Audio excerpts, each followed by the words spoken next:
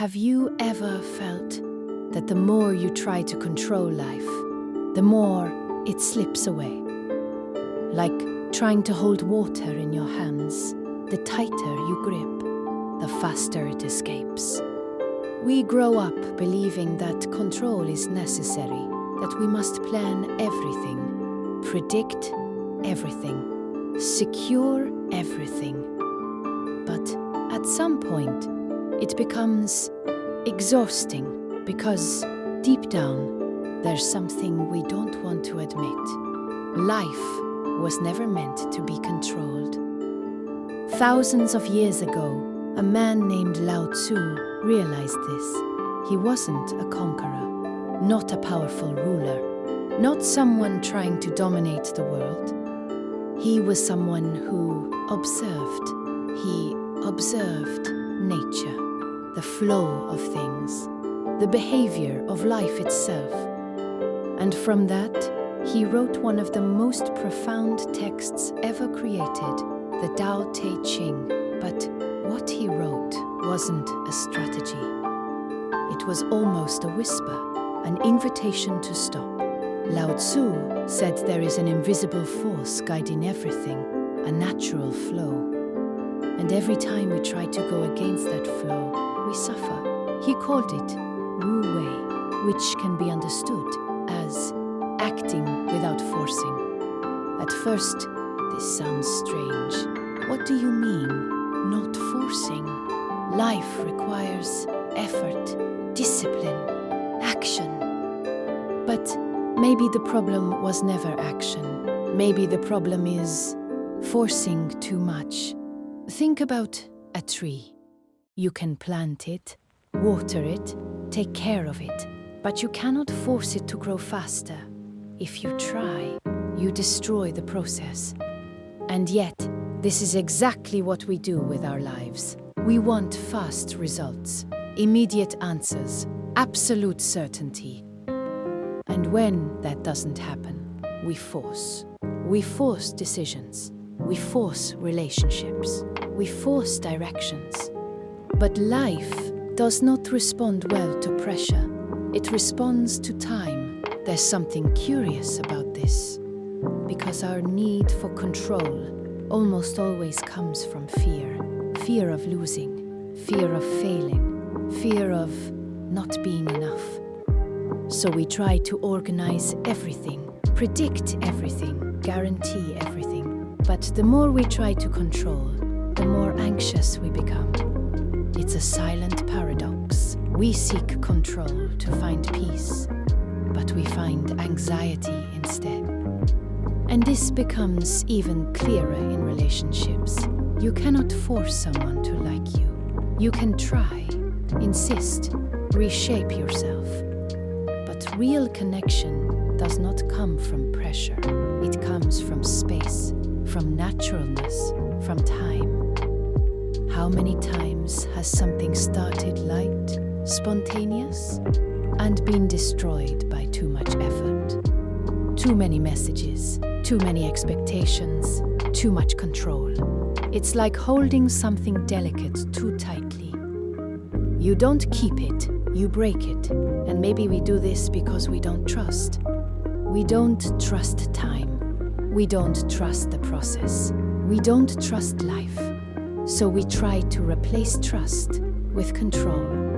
But that comes at a cost, an invisible, constant cost, exhaustion. Another Taoist thinker, Zhuangzi, spoke deeply about this. He said, life is like a river. Some people flow with it, others cling desperately to the edges, afraid to let go, afraid of not knowing where they're going. But by holding on, they don't live the river, they only resist it. And resistance is exhausting, because everything changes.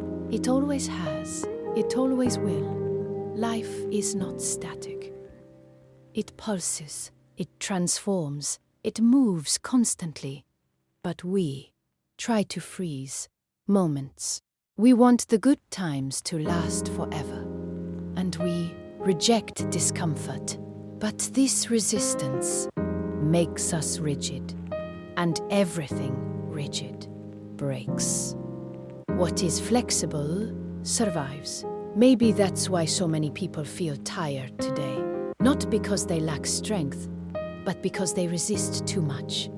Fighting inevitable changes, fighting phases that have already passed, fighting old versions of themselves. And this also shows up in our obsession with the future. We want to know if it will work. We want guarantees. We want certainty. But while we think about that, we lose the only place where life actually happens.